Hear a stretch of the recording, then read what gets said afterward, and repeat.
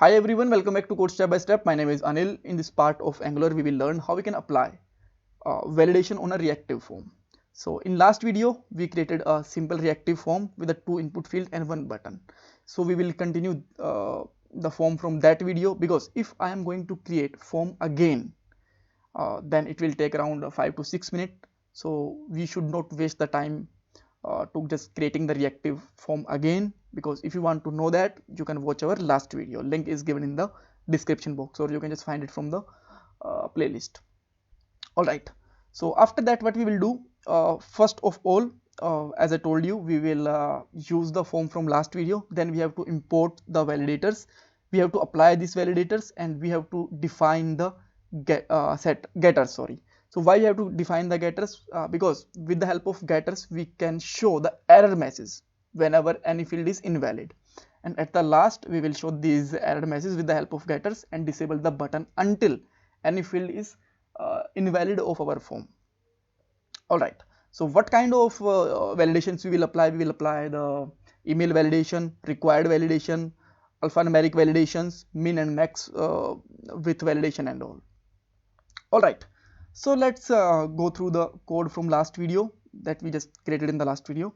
So this is a simple form with the two input field, and our form name is login form, which is defined here. This is the form group, and inside form group we have two input field, uh, each one for our you can say that the input type, right?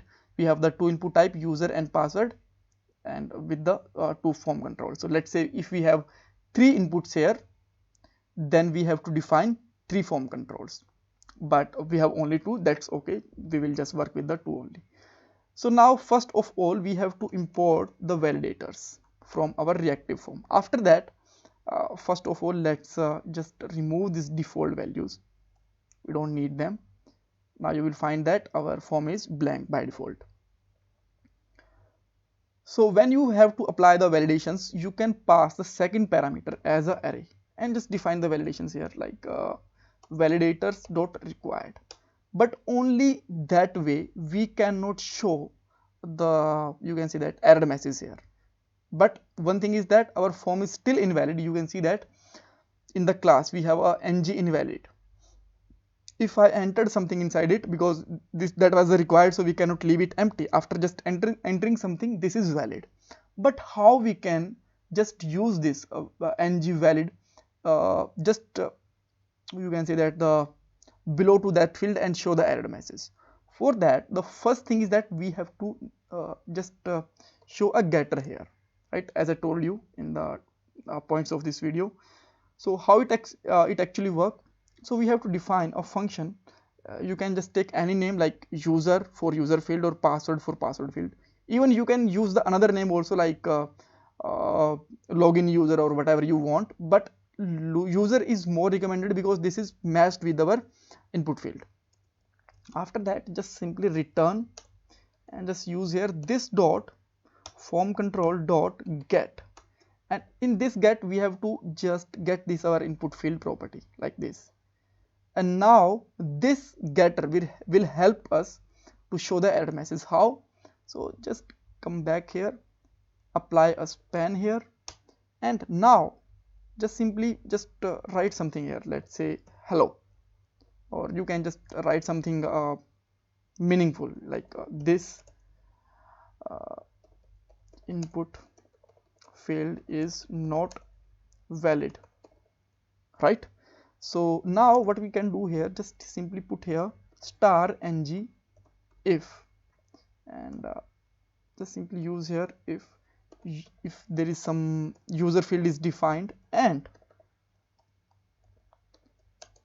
user field is dot invalid, that time this field will be shown here. You can see that by default we have this error. So if I am just enter something here, this will be valid because this was the required field. We just have to enter something, right?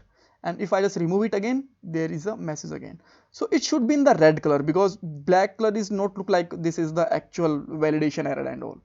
So first of all, what we can do here, we can just make a one more br so that we can just make some space. And after that, let's apply style. Okay, I think Okay, now fine. Style color red, and now you will find that this is more valid. Actually, what I can do here, I can just use this BR just below to that field, right? It will look like more UI friendly, right? And whenever I'm just putting here something, it will be fine.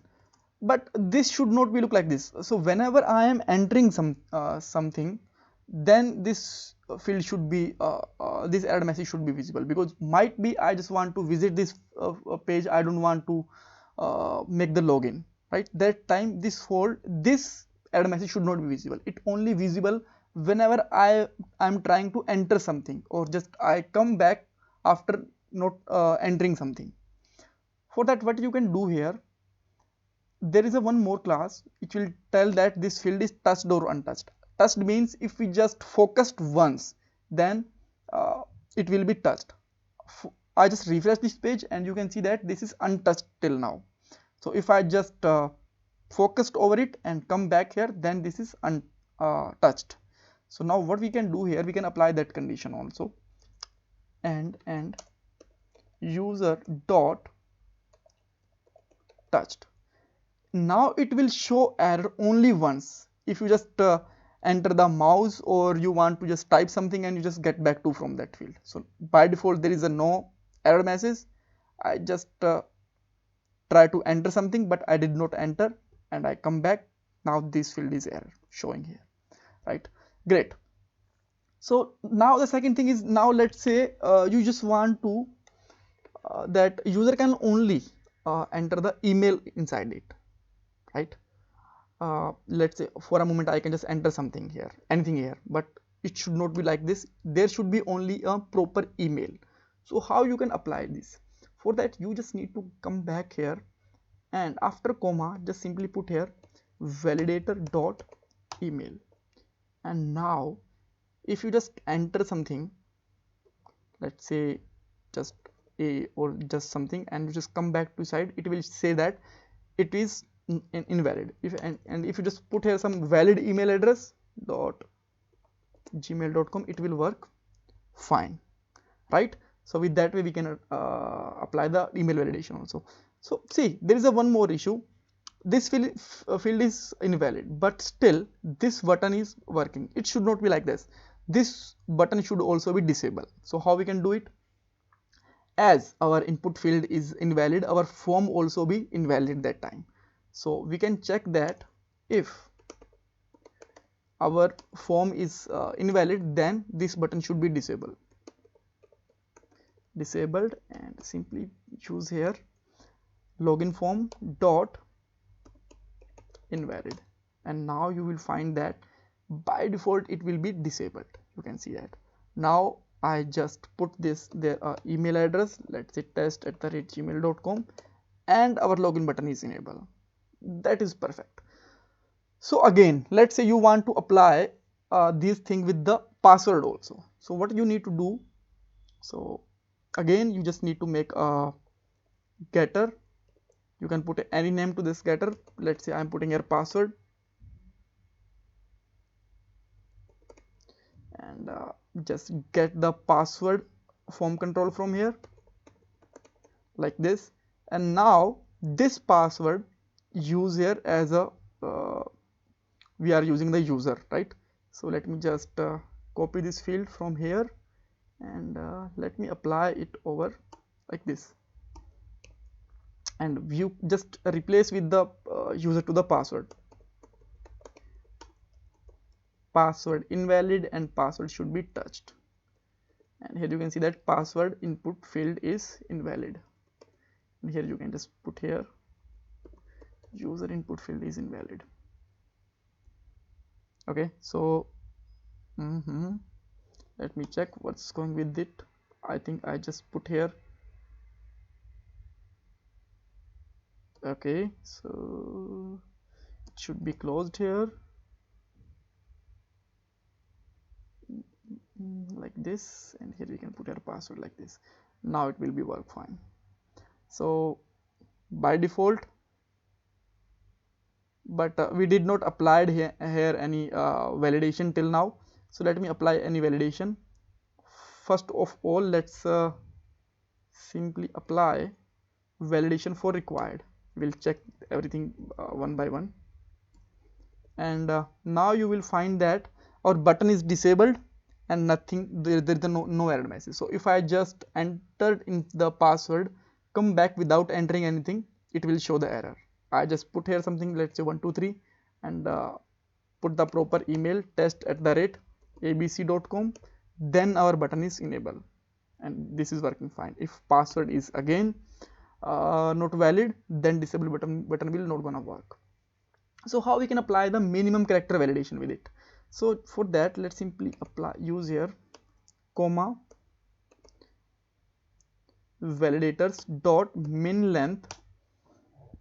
It should be, let's say 5 for the password, and it will be disabled until you are not putting 5 characters, let's say abc123 and all. And if I just put here a proper email, abc@test.com, it will valid. If I just entered here 2 things or 3 things, still it will be invalid because there should be only 5 minimum characters. So let's say you want to apply any pattern here. So you just want that there should not be email, but there should only be alphabetic characters only, like A, B, C and all. There should be not special character or 1, 2, 3. So what you can do here, you can just apply any pattern here. So how we can apply the pattern? Just simply use validator dot pattern, and again this is a function. Here just simply use here obviously as an brackets, then A to Z small, and then A to Z capital. After that the standard format plus and dollar.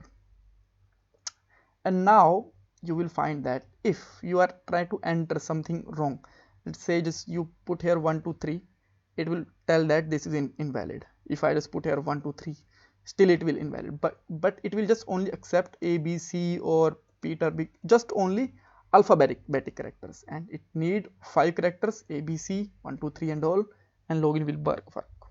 So with that way we can apply these validations like email validation, pattern validation, min character, max character, required validation, show the error message and all. So thank you so much for watching this video. If you still have any kind of query, you can ask me in the comment box, and please don't forget to subscribe my channel.